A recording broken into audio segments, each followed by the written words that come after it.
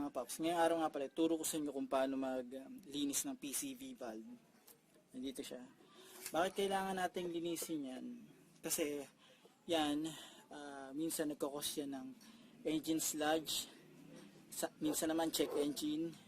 Nakaka-apekto rin yan sa idling natin at saka acceleration ng makina natin. So malaking tulong rin kapag nalinis yung PCV valve na yan. Madali lang linisin niya, sundan nyo lang itong steps na to. Simulan na natin.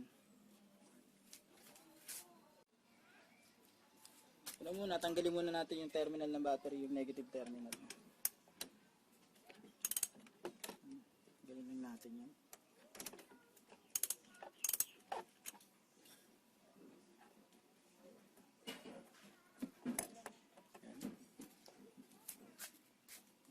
Yung una, tanggalin natin yung terminal para safe tayo.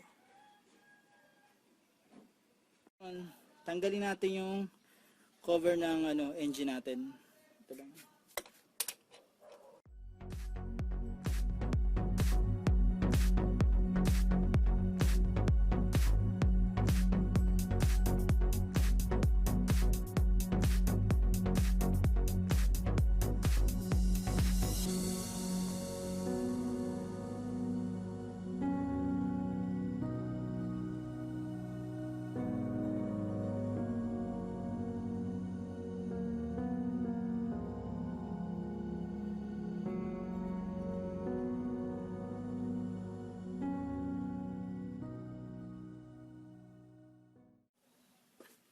Mga paps, ito yun, ito yung PCV valve natin. So ang gagawin natin para matanggal yan is hugutin natin itong ventilation hose.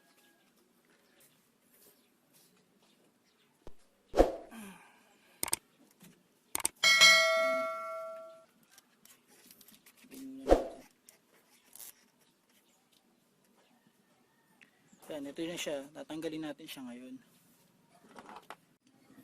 So, tanggalin natin to. Since wala tayong 90 na monkey wrench, meron naman tayong 19 dito na socket wrench. Ito gagamitin natin pantanggal. Kaya naman yan. Ito lang yan.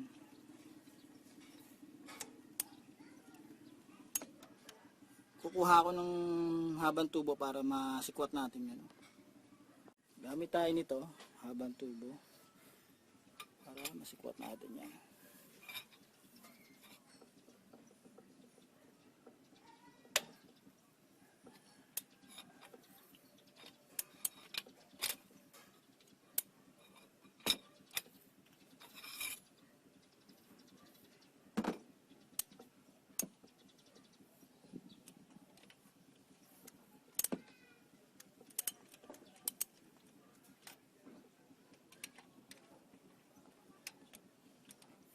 Maganda nga pala paps kung meron kayong monkey wrench dito.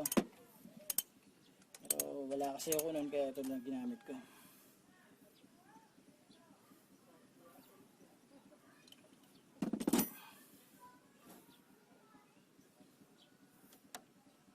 Ayan siya mga paps.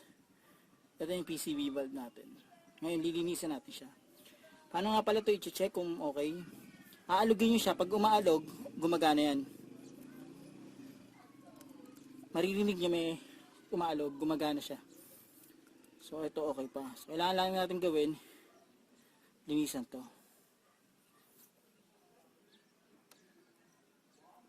So ayun mga paps, gagawin natin ngayon is linisin natin to ngayon. Spray natin siya ng ito throttle body cleaner natin.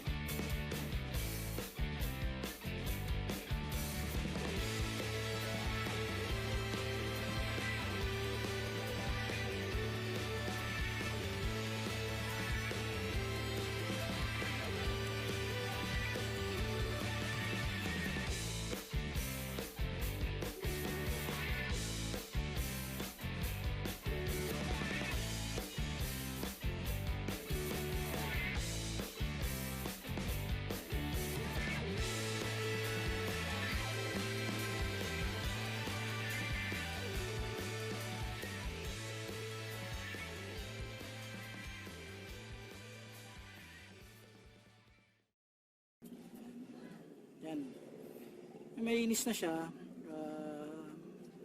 tuyo naman to, pwede na natin siya ibalik ulit dun sa makina. Dahil mga paps, setup na natin ulit. So ayan, linis na natin to. Gagawin na natin ngayon, ibabalik na natin siya dito.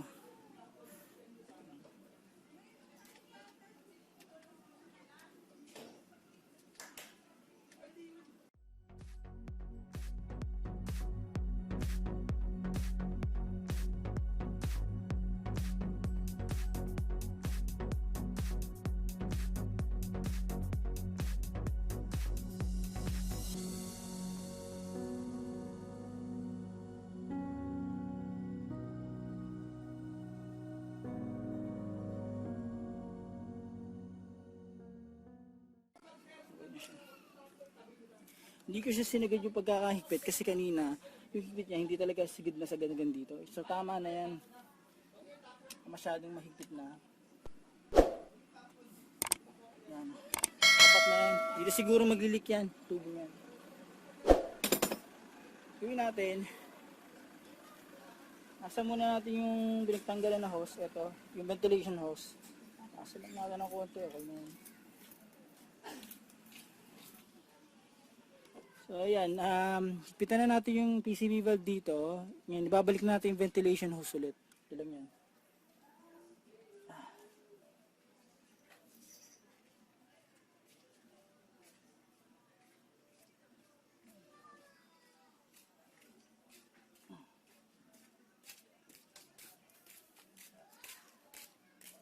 So ayan, nakabit na natin siya.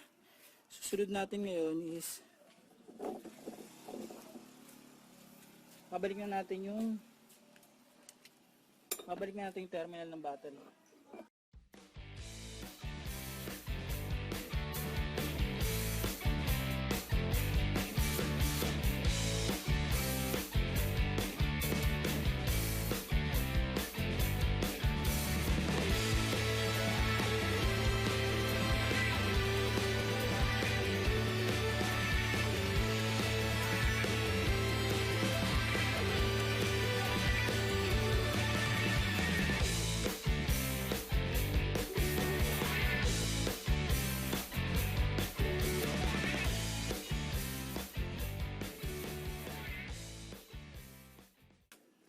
Kaya mga paps, ganun lang kadaling maglinis ng PCV valve. So kailangan nyo lang talaga ng throttle body cleaner o carb cleaner para ma-sprayan nyo.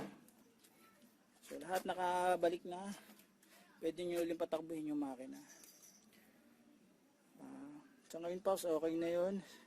Sa mga susunod na video ulit, huwag nyo kalimutang i-like o subscribe yung channel ko. Salamat mga paps.